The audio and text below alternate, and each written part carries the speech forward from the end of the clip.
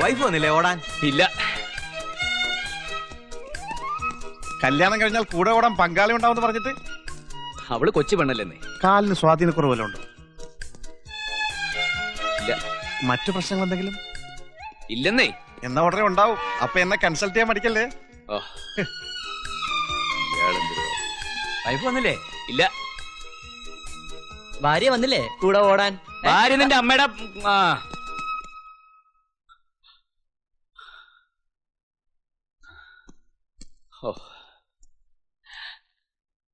രാവിലെ എണീറ്റാൽ ഉടനെ ചെയ്യാൻ ഏൽപ്പിച്ചൊക്കെ മറന്നോ? എന്ത്? ഫ്ലവർ വേഴ്സിലെ വാടിയ പൂ മാറ്റിയിട്ട് പുതിയത് വെച്ചില്ല. തലേന്നത്തെ പത്രം മാറ്റിയിട്ടില്ല. അന്നന്നത്തെ പത്രവും മാഗസിനും മാത്രമേ ടീ പോയി കാണാമെന്ന് ഞാൻ പറഞ്ഞിട്ടില്ലേ? ഇതൊക്കെ ഇത്രയും കാലം ചേട്ടനല്ലേ ചെയ്തോണ്ടിരുന്നേ? ഇനി അങ്ങനെ തന്നെ തുടർന്നാ പോരെ? അത് പറ്റില്ല. വീട്ടിലെ പെണ്ണുങ്ങളെ അതൊക്കെ ചെയ്യേണ്ടത്. ഓരോ വീട്ടിൽ കയറി ചെല്ലുമ്പോൾ അവിടുത്തെ മുറ്റവും സ്വീകരണ മുറിയും കണ്ടാലറിയാം ആ വീട്ടിലെ സ്ത്രീയുടെ സ്വഭാവം. ഓരോ സാധനങ്ങൾ ഇരിക്കേണ്ടടുത്ത് ഇരിക്കാവൂ. അതും ദിവസവും പൊടി തട്ടി വൃത്തിയാക്കി സൂക്ഷിക്കണം.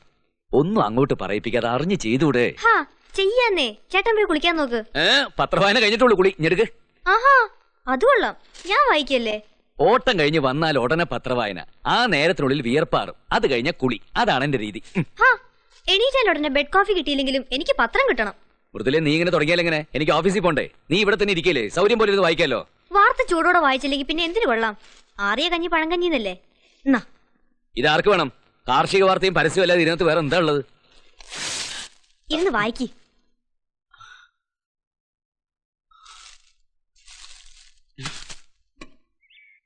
എന്നിട്ട് എന്താകാൻ? അവള് വരച്ച വരെ കൂടി അവള് പോകൂ. നാളെ മുതൽ ഒരു പത്രം കൂടി ഇടാൻ പറ. അതേ നടക്കൂ. അതെ, തുടക്കത്തിലെ ഇങ്ങനെ ഭാര്യയുടെ താളത്തിനൊത്ത് തുള്ളാൻ തുടങ്ങിയാലേ സംഗതി ആകെ താറുമാറാകും. പുരുഷൻ ആഗ്രഹിക്കുന്ന വഴിയെ സ്ത്രീയെ കൊണ്ടുവരണം. അതാണ് വിവാഹ ജീവിതത്തിന്റെ വിജയം.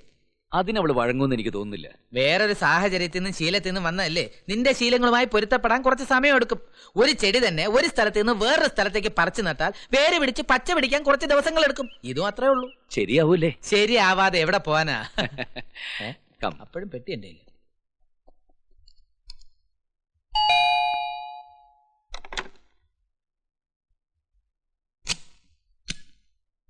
എത്തിയോ?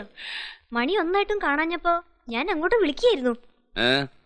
കൈ കഴുകിക്കോളൂ, ഊണ് റെഡി. ഊണ് വെച്ചോ? പതിവ് പോലെ ഫാസ്റ്റ് ഫുഡ് ഷോപ്പിലേക്ക് ഓടാൻ തയ്യാറായി വരികയായിരുന്നു ഞാൻ. എന്നെ അങ്ങനെ അങ്ങ് കളിയാക്കൊന്നും വേണ്ട. ഞാൻ പറഞ്ഞില്ലേ എല്ലാം അതിന്റേതായ സമയമാകുമ്പോ ശരിയാവുമെന്ന്. സംഗതിയൊക്കെ മനസ്സിലാക്കി വരുന്നല്ലേ ഉള്ളൂ. സത്യം പറഞ്ഞാ എനിക്കൊരു പേടിയുണ്ടായിരുന്നു. എന്റെ ചിട്ടകളും ശീലങ്ങളും ഒക്കെ ആയിട്ട് താൻ പൊരുത്തപ്പെട്ടു വരുമെന്ന്. ഒരു പേടിയും വേണ്ട. ഏത് സാഹചര്യമായിട്ടും പൊരുത്തപ്പെടാൻ എനിക്ക് പറ്റും. പക്ഷെ കുറച്ച് ദിവസം എടുക്കുന്നു മാത്രം. അപ്പൊ ഒന്നും അറിയില്ല എന്ന് പറഞ്ഞത് എന്നെ ചൂടാക്കാനായിരുന്നു അല്ലേ? ചേട്ടൻ ഇഷ്ടമുള്ളത് എന്താന്ന് വെച്ചാ പറഞ്ഞോളൂ. നാളെ മുതൽ അതൊക്കെ റെഡി ആയിരിക്കും. പറയട്ടെ? പറയുന്നേ. മെഴുക്കുവരട്ടിയുടെ എല്ലാ ഐറ്റംസും. ഫോർ എക്സാമ്പിൾ, നാടൻ പയറ്, വെണ്ടയ്ക്ക, കൂർക്ക, അമരയ്ക്ക, ബീൻസ്, പാവയ്ക്ക, പയറ് തീയല്, വഴുതനങ്ങ തീയല്, തേങ്ങാ ചമ്മന്തി. മതി മതി, ഇനി കഴിച്ചാട്ടെ. ഈ പറഞ്ഞതൊക്കെ ഓരോ ദിവസവും ഓരോന്നായിട്ട് ഉണ്ടാക്കി തരാൻ ഞാൻ അവളോട് പറയാം. അവളോ? ആര്? സത്യഭാമേ. എന്തോ?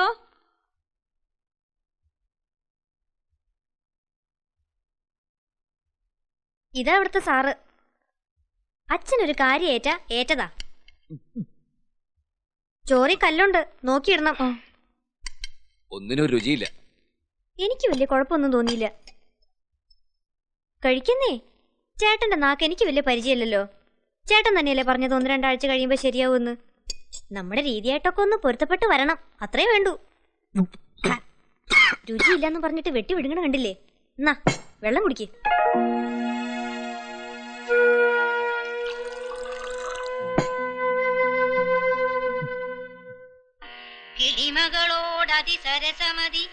ചേട്ടാ, ചേട്ടനത് കാണുന്നില്ലേ? നല്ല സീരിയലാ. ഇവിടെ അണ്ടർവെയർ തേക്കാൻ സമയം കിട്ടുന്നില്ല, പിന്നെയാണ് പൈങ്കിളി സീരിയല്.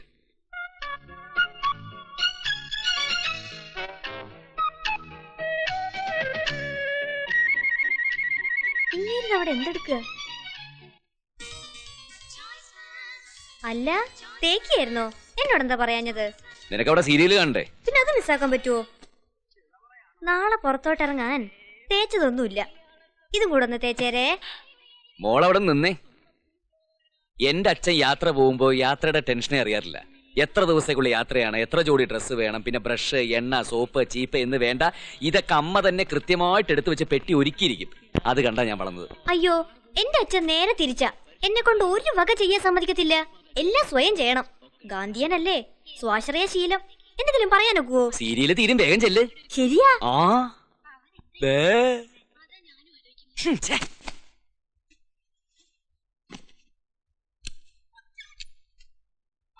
പെട്ടിയിലെല്ലാം എടുത്തു വെച്ചില്ലേ? ഒന്നും മറന്നിട്ടില്ലല്ലോ. രാവിലെ എപ്പോഴാ പോവേണ്ടത്? 6 മണിക്ക് ഇറങ്ങണം. എന്നാ ഉറക്കൊളിക്കണ്ട, കിടന്നോ.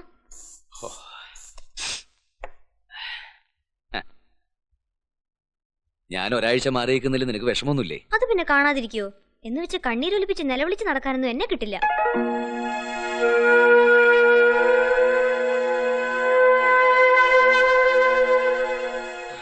പിന്നെ ഇന്ന് നരേന്ദ്രന്റെ മോളുടെ ബർത്ത്ഡേ പാർട്ടി വെച്ച് പലരും എന്നോട് ചോദിച്ചു, നിനക്ക് വിശേഷം വല്ലതും ഉണ്ടോന്ന്.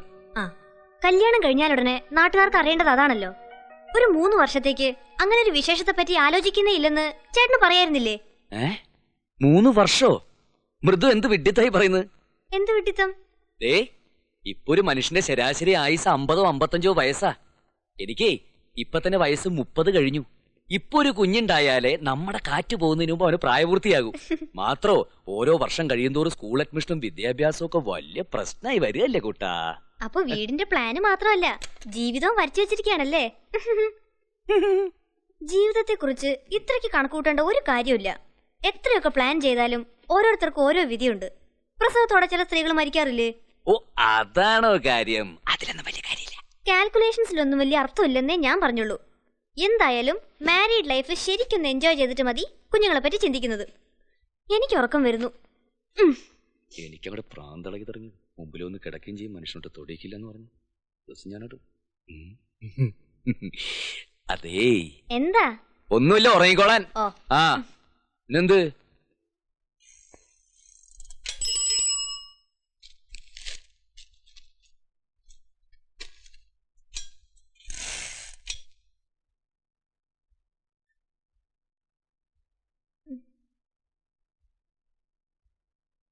ചേട്ടാ ഇറങ്ങാറായോ? ആ, ഇറങ്ങായി. എന്നാ ലൈറ്റ് കെടുത്തിക്കോട്ടെ. മണി 6 കഴിഞ്ഞു. ഇനി ഉറങ്ങാൻ പോവാണോ? താമസിച്ചല്ലേ കിടന്നത്, കുറച്ചുകൂടെ ഉറങ്ങട്ടെ.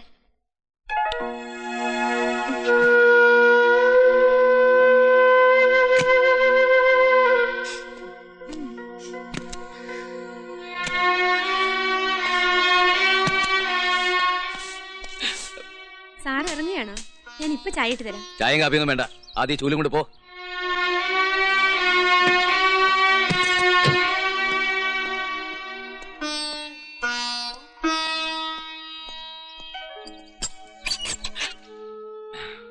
മൃദുല എണീറ്റില്ലേ? അവൾക്ക് നല്ല സുഖമില്ല. ഞാൻ കിടന്നോളാൻ പറഞ്ഞു. പോട്ടെ, സമയായി.